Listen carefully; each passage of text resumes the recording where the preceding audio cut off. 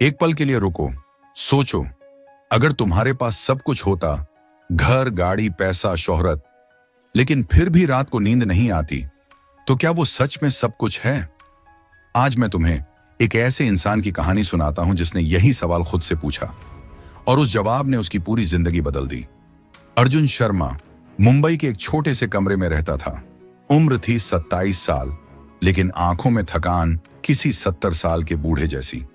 सुबह उठता, दफ्तर जाता, रात को लौटता, मोबाइल स्क्रॉल करता और सो जाता। यही था उसका जीवन, एक लूप जिसमें कोई मतलब नहीं था, कोई डायरेक्शन नहीं था। लोग उससे पूछते, अर्जुन जिंदगी कैसी चल रही है? और वो हंसकर बोलता, बस यार चल रही है। लेकिन सच तो यह था कि चल नहीं रही थी, घिसट रही थी। एक दिन उसके ऑफिस में एक नया बंदा आया। नाम था विक्रम। विक्रम कोई बड़ा IIT वाला नहीं था, कोई MBA नहीं था, लेकिन उसमें कुछ था जो अर्जुन को हिला गया। वो हर काम ऐसे करता जैसे वो उस काम का आखिरी इंसान हो। हर बात ऐसे बोलता जैसे उसे पता हो कि वो क्यों बोल रहा है। अर्जुन ने एक दिन उससे पूछ ही लिया, यार तू इतना कॉन्फिडेंट कैसे रहता है?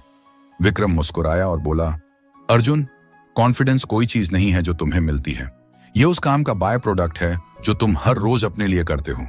अर्जुन को समझ नहीं आया, लेकिन वो बात उसके दिमाग में घर कर गई। उस रात वो सोया नहीं। उसने एक कागज निकाला और लिखा, मुझे क्या चाहिए, और घंटों सोचता रहा। कुछ नहीं लिख पाया, पन्ना खाली रहा। और यही उसकी सबसे बड़ी प्रॉब्लम थी। उसे खुद नहीं पता था कि वो जीना किस लिए चाहता है। यहीं से शुरू होती है असली बात। दुनिया में एक नियम है जिसे लोग जानते हैं लेकिन मानते नहीं। जो तुम सोचते हो वही तुम बनते हो।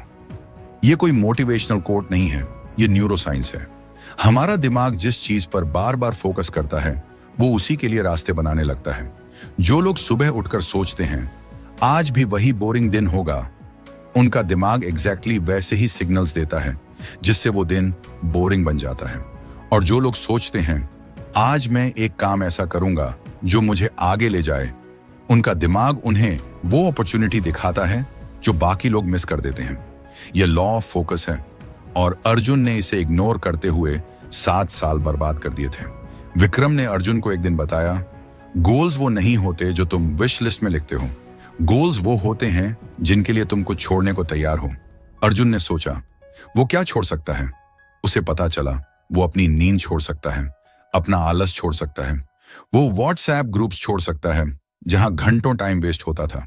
उसने तय किया वो कंटेंट राइटिंग सीखेगा। क्यों? क्योंकि उसे बचपन से लिखना पसंद था, लेकिन उसने कभी इसे सीरियसली नहीं लिया। उसने अपना गोल लिखा, 6 महीने में फ्रीलांस कंटेंट राइटर बनना और हर महीने 50,000 कमाना। पहली बार उस कागज पर कुछ लिखा था, लेकिन जिंदगी इतनी आसान नहीं होती। अट्रैक्शन का एक यूनिवर्सल नियम है, जब तुम किसी चीज की तरफ सीरियसली मूव करते हो तो दुनिया तुम्हारी परीक्षा लेती है। पहले हफ्ते अर्जुन ने राइटिंग सीखी, आर्टिकल्स पढ़े, यूट्यूब वीडियोस देखे। दूसरे हफ्ते उसके एक दोस्त ने कहा, यार ये सब छोड़, नौकरी में प्रमोशन के लिए अप्लाई कर। तीसरे हफ्ते उसकी मां ने कहा, बेटा ये राइटिंग वेटिंग से कुछ नहीं होता, सेटल हो जा। और चौथे हफ्ते उसने खुद एक क्लाइंट को पिच किया, रिजेक्ट हो गया। उसे लगा शायद सब सही कह रहे हैं। यही वो मोमेंट होता है जब ज्यादातर लोग वापस चले जाते हैं, लेकिन अर्जुन ने एक काम किया जो उसने पहले कभी नहीं किया था। उसने उस रिजेक्शन को सेव किया। उसने उस ईमेल को एक फोल्डर में रखा जिसका नाम उसने दिया मेरा इतिहास। उसने सोचा, एक दिन यही रिजेक्शन मेरी सबसे बड़ी मोटिवेशन होगी। यहां एक ऐसी बीमारी का जिक्र जरूरी है जो आज के जमाने में करोड़ों लोगों को है, और उसका नाम है कंपैरिजन डिजीज। अर्जुन भी इसी बीमारी का शिकार था। वो इंस्टाग्राम पर देखता, फलाने ने स्टार्टअप खोला, ढिमके को करोड़ों मिले, उसके कॉलेज फ्रेंड की फेरारी है, और खुद को छोटा महसूस करता। यह बीमारी इसलिए खतरनाक है क्योंकि यह तुम्हें वहां की दौड़ में डाल देती है जहां तुम्हारी रेस ही नहीं है। अर्जुन की रेस उसकी खुद की थी, कल के अर्जुन से बेहतर आज का अर्जुन बनना।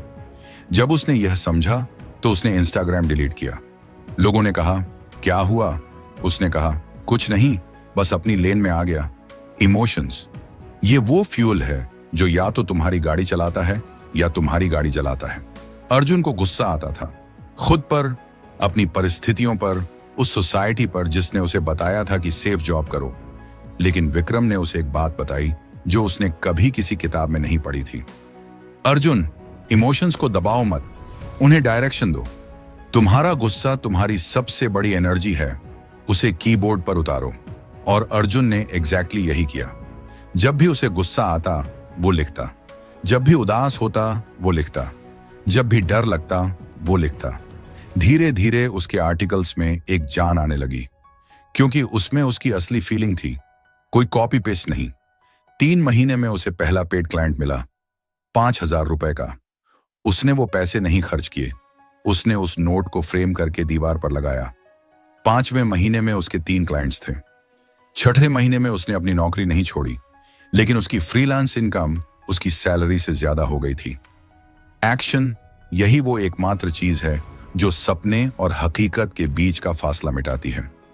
बहुत लोग सोचते हैं, प्लान करते हैं, विजन बोर्ड बनाते हैं, लेकिन जब एक्शन का वक्त आता है तो कहते हैं कल से, और वो कल कभी नहीं आता।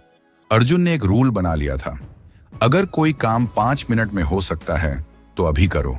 पिच करनी है अभी, आर्टिकल लिखना है अभी, किसी से सीखना है अभी। ये छोटी सी हैबिट उसकी जिंदगी की सबसे बड़ी गेम चेंजर बन गई। आज 2 साल बाद अर्जुन शर्मा उसी मुंबई में रहता है, लेकिन उस छोटे से कमरे में नहीं। उसकी एक कंटेंट एजेंसी है, उसमें 3 लोग काम करते हैं। वो वही लिखता है जो उसे पसंद है, वो वही जीता है जो उसने चुना है। क्या वो रातों को सोता है? हाँ, लेकिन अब नींद इसलिए नहीं आती कि थका हुआ है, बल्कि इसलिए आती है कि उसने वो दिन जिया जिसका उसे कोई अफसोस नहीं। तो दोस्तों, कहानी का सार यह नहीं है कि अर्जुन सक्सेसफुल हो गया।